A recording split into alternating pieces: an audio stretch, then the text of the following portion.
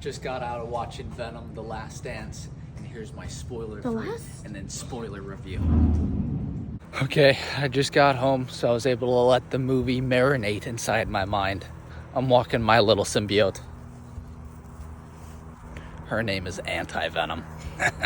That's a comic book joke. A laugh. So, a non-spoiler review on it. It is basically a buddy road trip movie where crazy events continue the plot. All in all, it's more of a comedy than anything. It is honestly pretty action-packed, more so than I was expecting, but not as much Venom as you expect.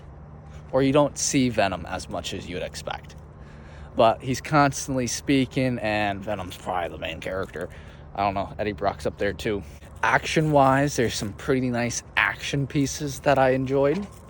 The story does seem like they have a place to continue, but it would be interesting to see where that leads. And then this movie starts directly after the No Way Home end credit scene.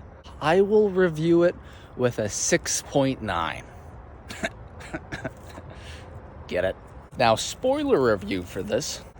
All in all, I think it was a good, enjoyable movie, but nothing to go crazy about. It wasn't philosophical. It wasn't anything super deep. It was just a good, superhero movie.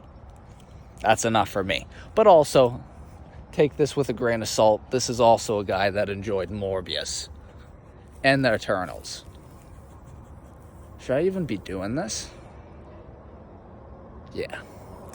Now, my spoiler review for this is honestly, Noel is in it. If you don't know who Noel is basically the king or the god of symbiotes, the king in black. And he's a multiversal menace to society. A little connection that I don't think is a connection is in the comics, Thor: Love and Thunder.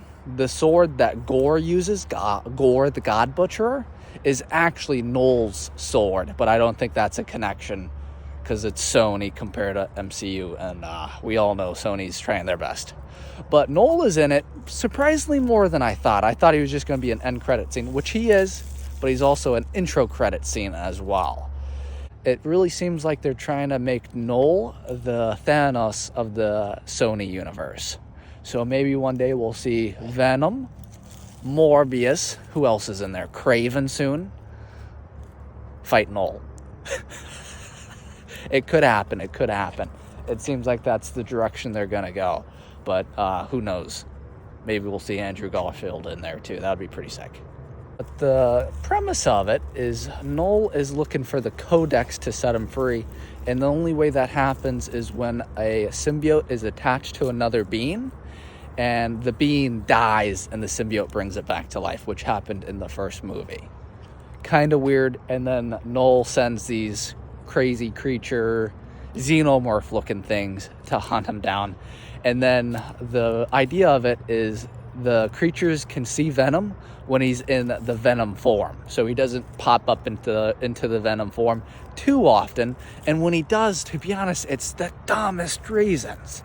Some of the plot events are the dumbest things just to carry on the plot. That's probably my biggest flaw with this movie, is just some of the events leading to the next event is just dumb. There's literally a scene where Venom dances with the old lady from the first two movies, which then makes the creature find him. Kind of weird. But in the end, it seems like Venom does the ultimate sacrifice for Eddie and is dead. I had a quick idea at the start, is the military captures a little seed from Venom from the bar. But usually in the comics, if there's a piece left behind by a symbiote, it's not that symbiote, but a baby of that symbiote. So that's where I thought they were going to lead in Venom coming back, but that doesn't make sense now. But all in all, a solid 6.9. I enjoyed it. We'll see what happens with the Sony universe. TTYL. Battle Royale.